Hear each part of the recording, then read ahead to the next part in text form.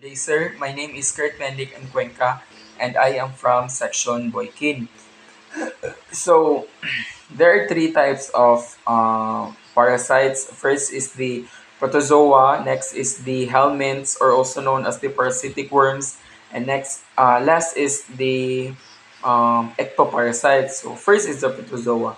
Protozoa, it is a single-celled microscopic organisms that can live and thrive within the living body of their host. So these hosts includes mga living organisms like uh, plants, animals, and of course as humans.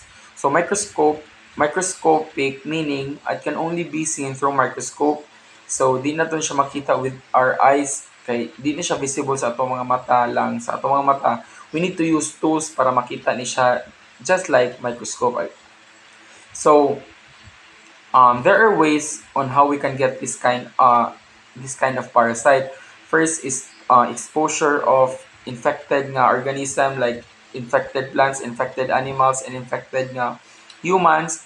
Next is ingestion of contaminated foods in exposed water, and last is through insects like example mosquito. If na mga mosquito nga nagbitbit ani nga kind of parasite, then of course as nga usa sa mga target madapuan gyud ta.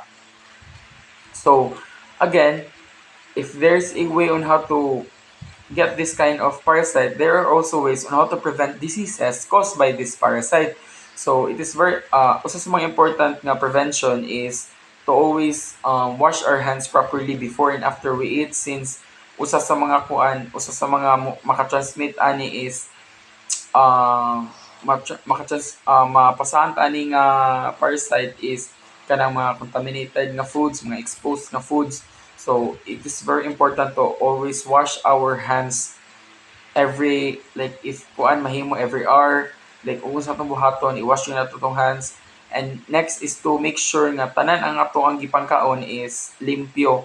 And next is dapat limpyo ang atong environment aron dili makuhanan og lamok since usa ang lamok sa makatransmit ani nga nga uh, nga parasite. So if lamok ang makatransmit, it is called vector-borne. If water, then it is called water-borne. Then if ma-infecta through food, then it is called food-borne infection. So there are diseases caused by this parasite. So isa sa mga disease is malaria caused by protozoan parasite which is protozoan plasmodium. So malaria agi ni siya sa lamok. So usa sa mga agi ani is again lamok. Next is ang helminths. Ang helminths is it's also known as the parasitic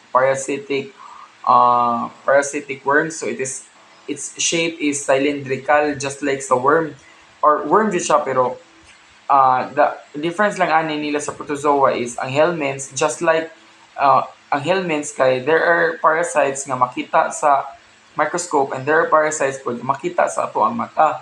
So again, ang helminths kay kuan siya host dependent. So magdepende siya sa iyang host then sa iyang life cycle specifically sa iyang developmental stages ang helminths kay there's a stage wherein need niya nga mugawas sa lawas sa iyang host kay part to siya sa iyang developmental stage. So infections caused by helminth is what we call helminthiasis. So usa na siya. And last kind of parasite is what you call this ectoparasite. So ectoparasite unlike with protozoa and helminth nga makita ni siya can be found inside sa body sa host specifically sa intestine sa digestive system. Ang ectoparasite can live in the external surfaces of the host's body. So example of ectoparasite is lice ang mga kuto. So mostly pud sa mga ectoparasites is can be seen through our eyes pod. So, but there are some ectoparasites nga can only be seen sa microscope. Then Ang ectoparasite, just like helminth, kuan po siya, host dependent. So mag-absorb sila of nourishments, protections through sa ila ang host, which leads to weakness sa host, then maka-cause of disease sa host. So usa sa mga infections caused by ectoparasite is what we call pediculosis. So pediculosis is too much lice sa tao. So usa na siya sa mga cause sa uh, ectoparasites.